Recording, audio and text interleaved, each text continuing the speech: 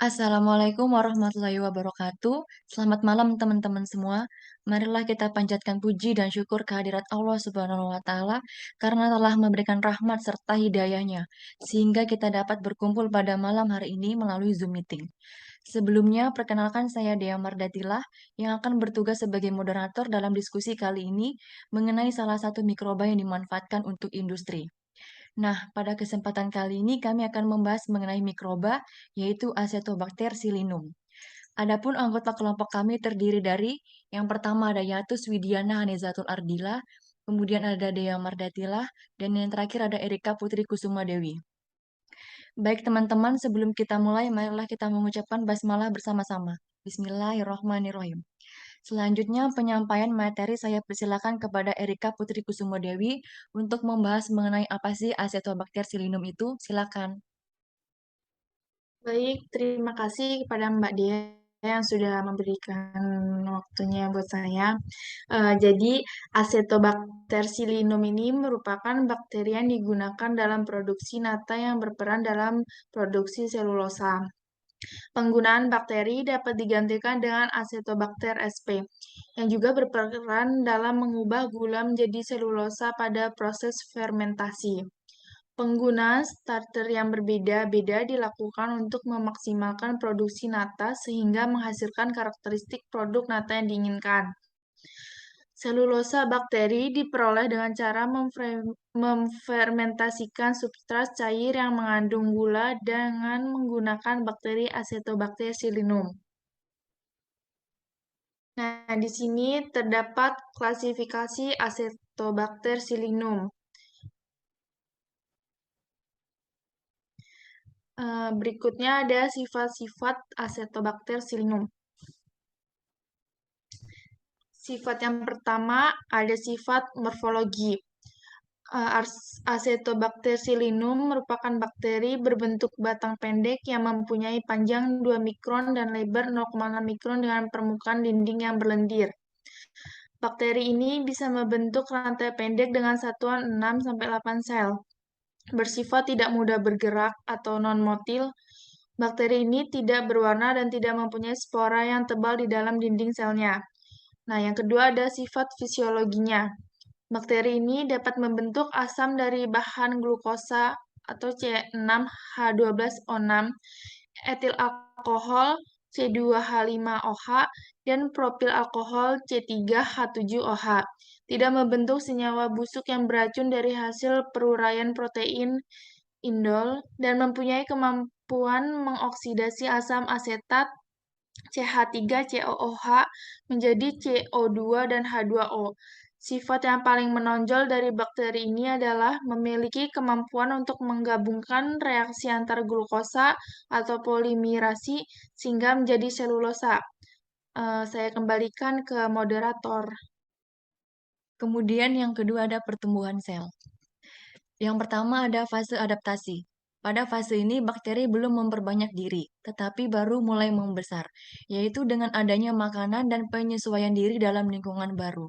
Sebagian bakteri mati sehingga hanya bakteri yang kuat saja yang nantinya dapat memperbanyak diri.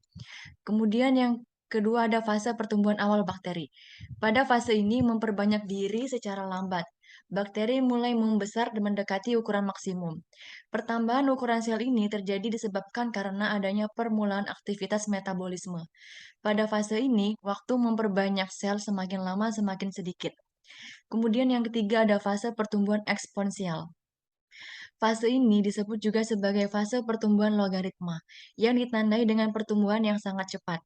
Pada fase ini, waktu yang dibutuhkan untuk pembelahan diri atau waktu generasi paling pendek dan konstan. Jumlah bakteri untuk setiap waktu generasinya menjadi 2 kali lipat. Selama fase ini, ukuran sel paling minimum, dinding sel paling tipis, dan metabolisme paling kuat.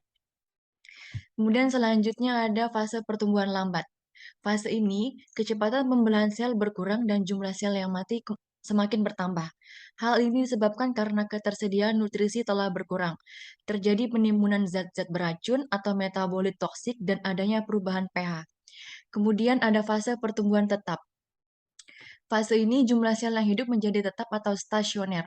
Hal ini disebabkan karena adanya pengurangan makanan dan penimbunan zat-zat beracun secara terus-menerus, sehingga perbanyakan sel terhambat dan dapat menyebabkan kematian sel. Lamanya fase ini tergantung kepada kepekaan sel terhadap faktor-faktor yang mempengaruhi pertumbuhan sel tersebut. Kemudian ada fase menuju kematian. Pada fase ini, bakteri mulai mengalami kematian karena nutrisi telah habis dan sel kehilangan banyak energi cadangannya.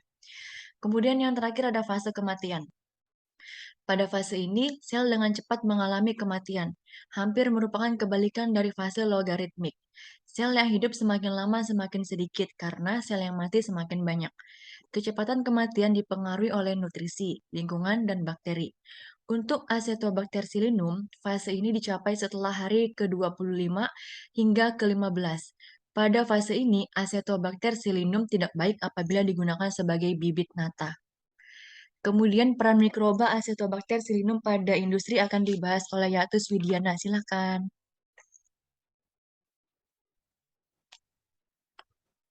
Selanjutnya, Acetobacter sillinum mampu mempolimerisasikan glukosa menjadi selulosa dan selanjutnya selulosa akan membentuk matrik yang dikenal dengan sebutan nata. Nata adalah kumpulan selulosa yang mempunyai tekstur kenyal, putih, menghasilkan lembaran gel dan terapung pada bagian permukaan cairan. Bahan yang dapat digunakan sebagai media untuk pembuatan nata adalah air kelapa sehingga produknya dikenal dengan nata de coco. Selain itu, bahan lainnya adalah sari nanas atau nata de pina, kedelai atau nata de soya, atau buah lain yang mengandung glukosa. Mikroba yang aktif dalam pembuatan nata adalah bakteri pembentuk selulosa, yaitu Acetobacter sillinum. Pembuatan nata dapat memanfaatkan bermacam-macam bahan baku, seperti sari buah-buahan dan sayuran selama bahan tersebut sesuai dengan media pertumbuhan Acetobacter sillinum. Menurut Sutarminingsih, aktivitas produksi nata dipengaruhi oleh beberapa faktor, diantaranya adalah sumber karbon, sumber nitrogen, suhu fermentasi, tingkat keasaman medium, lama fermentasi, dan konsentrasi starter Acetobacter sillinum. Penggunaan starter yang berbeda-beda dilakukan untuk memaksimalkan produksi nata sehingga menghasilkan karakteristik produk nata yang diinginkan. Fermentasi nata tergolong jenis fermentasi tidak spontan karena menambahkan starter Acetobacter sillinum yang bersifat aerob dan akan tumbuh optimum pada suhu 28 derajat Celcius pada pH 3,5 sampai 7,5.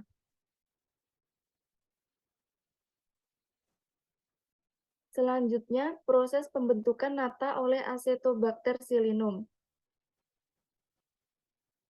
Yang pertama, Acetobacter sillinum akan memecah sukrosa menjadi glukosa dan fruktosa. Senyawa-senyawa glukosa dan fruktosa tersebut baru dikonsumsi sebagai bahan bagi metabolisme sel.